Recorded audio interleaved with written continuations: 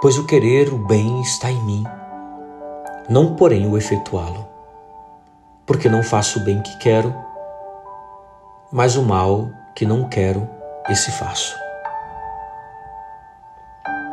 Evangelho segundo São Lucas, capítulo 12, versículos do 54 ao 59. Meus irmãos e minhas irmãs, a vida é um campo de batalha e as frentes de combate são muitas. Há as lutas externas, os desafios do mundo que nos rodeiam, as dificuldades do dia a dia, mas há também um conflito mais íntimo que se estende no mais profundo do nosso ser. Um embate entre o que queremos ser e o que por vezes nós nos tornamos.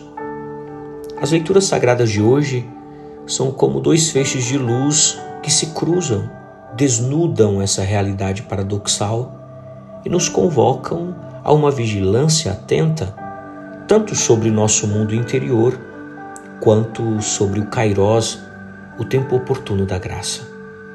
São Paulo, em sua carta aos Romanos, ele não teme expor a fragilidade da condição humana, mesmo para aqueles que já experimentaram a graça de Cristo. Ele nos apresenta um dos mais dramáticos e honestos relatos do conflito interior que assola a nossa alma. Pois o querer o bem está em mim, não porém o efetuá-lo. Porque não faço o bem que quero, mas o mal que não quero, esse faço. Romanos capítulo 7, versículos 18 e 19.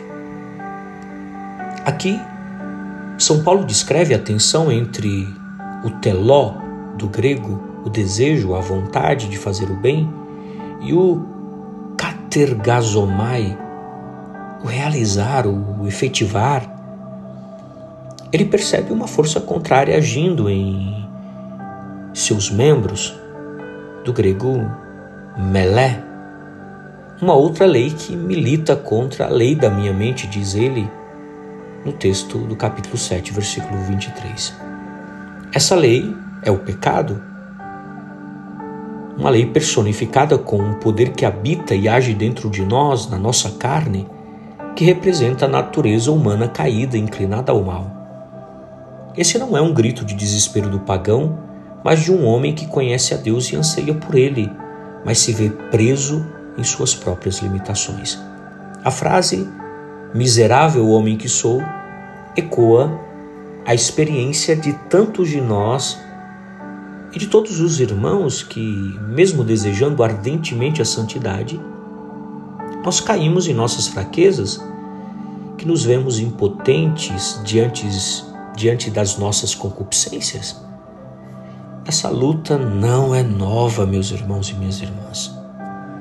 Essa passagem de São Paulo é o espelho da permanente concupiscência que reside em nós mesmo após o batismo. A Santa Igreja, no seu magistério, ensina que a concupiscência remanescente não é em si mesma pecado, mas é uma inclinação ao pecado, exigindo de nós uma contínua vigilância e a dependência da graça de Deus. Mas São Paulo não termina em desespero. Ele aponta para a única solução, para a graça. Quem me livrará deste corpo de morte? Graças a Deus por Jesus Cristo nosso Senhor. Romanos capítulo 7, versículos 24 e 25a. Veja, é um hino de libertação. Quem me livrará deste corpo de morte? O reconhecimento da nossa miséria é o primeiro passo para a entrega total para aquele que pode nos salvar. Somente em Cristo nós encontramos a força para vencer essa batalha interior. Do campo de batalha interior de Paulo, o Evangelho de São Lucas nos transporta para a urgência de discernir os sinais externos, sinais dos tempos. Jesus admoesta a multidão com uma crítica aguda.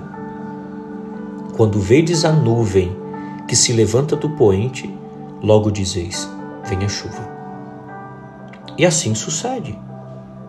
E quando vedes que sopra o vento sul, dizeis, haverá calor, e assim acontece.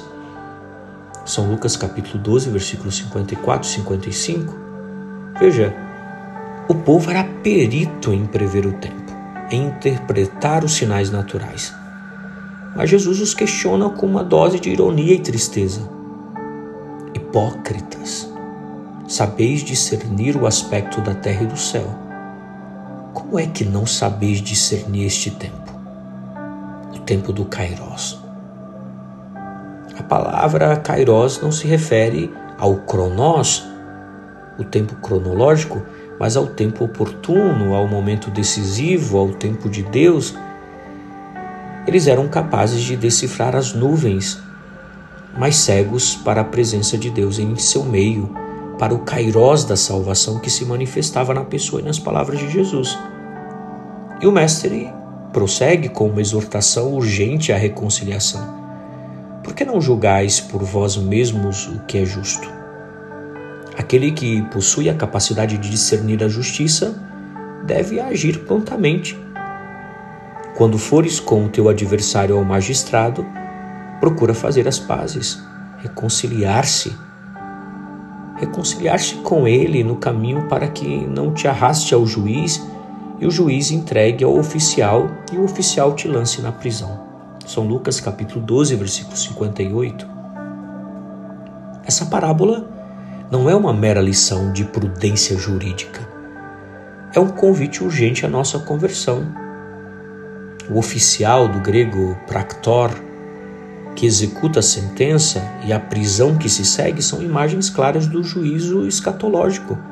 A urgência é para buscar a paz, a reconciliação com Deus e com o próximo, enquanto ainda há tempo, enquanto ainda estamos a caminho.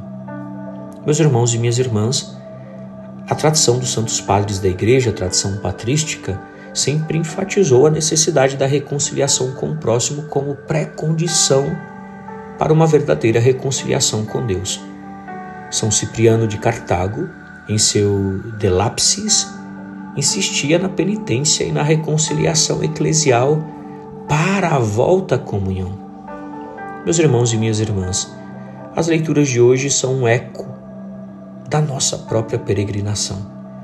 Sentimos em nós a miséria do homem que quer o bem e não o faz, que se vê atado à lei do pecado, mas somos também chamados a ser o povo que discerne o Kairos da presença de Deus, que não se contenta em prever o clima, mas ler os sinais da salvação.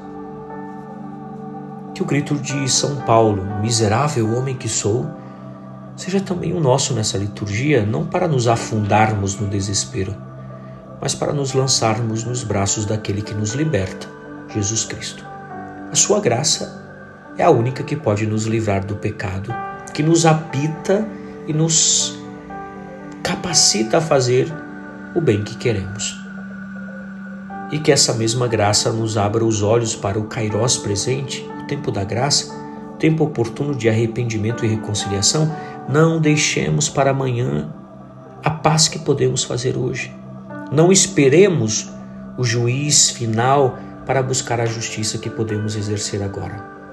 Que o fogo do Espírito Santo ilumine nossa mente e nosso coração para que possamos vencer a batalha interior e discernir com sabedoria os sinais do reino que já está entre nós. Que nossa vida seja um testemunho da liberdade que Cristo nos concede, da urgência da reconciliação e da alegria de viver no Kairos da salvação. Uma santa e abençoada sexta-feira para você e sua família. Que Deus te abençoe, em nome do Pai, e do Filho, e do Espírito Santo. Amém. Paz e misericórdia.